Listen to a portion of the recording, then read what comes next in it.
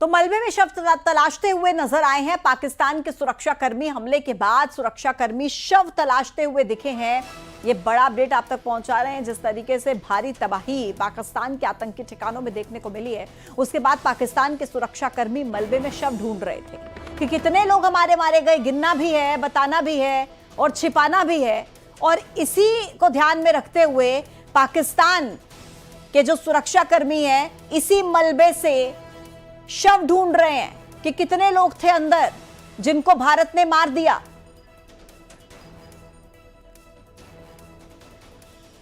ब्रह्मदीप अलूने जी, अब मुरीद के में कई आतंकी मारे गए और पाकिस्तान के सुरक्षाकर्मी शव ढूंढ रहे हैं। भाई कितने लोग हमारे मारे गए हैं, क्या कहेंगे इन तस्वीरों को देखकर आप?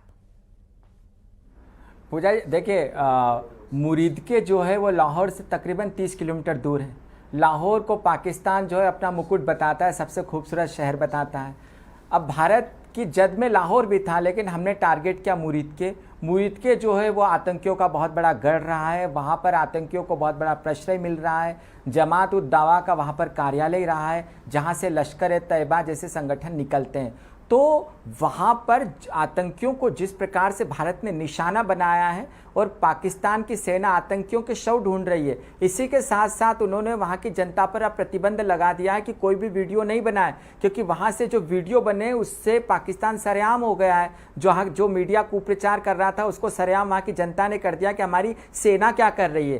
तो बात यही है पूजा जी कि पाकिस्तानी सेना जो है वो सरेआम हो गई है। पाकिस्तानी सेना की जो बुजदिली है, जो भारत का आमना सामना नहीं कर सकती, वो सामने आ गई है। और इसके साथ ही साथ आतंकियों से जो उनके संबंध है, ये जो जनरल मुनीर जैसे जो लोग हैं जो आतंकियों के बीच जाके तकरीरें करते हैं। इनका एक जो कर्नल है हामिद गुल, जो आईएसआई के प्रमुख भी रहे थे, जो तालिबान में जाके प्रशिक्षण देते थे।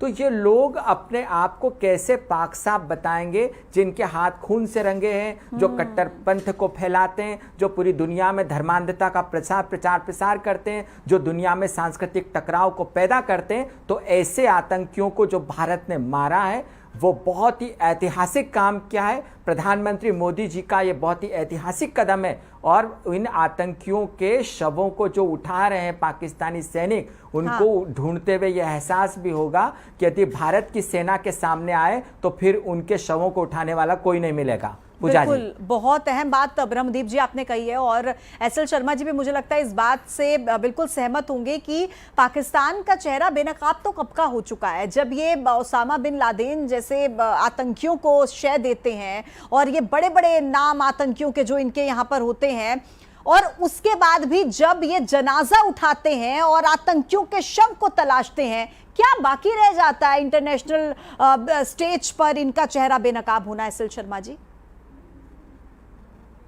तो बहुत पहले से मैडम बेनकाब हुआ है। पूरे वर्ल्ड में मालूम है कि आतंकवाद की जड़ जो है वो पाकिस्तान से ही शुरू होती है। इसलिए पूरे वर्ल्ड के जितने भी लीडरान थे जिनसे हमारे प्रधानमंत्री ने बात करी, उन्होंने एक स्वर में सबने कहा कि हम आतंकवाद के खिलाफ भारत के साथ हैं। और आप देखिए कि आज जो 57 देश हैं जो मुस्लिम कम्युनिटी के जो हैं, जो आज वो भी इसके साथ नहीं है।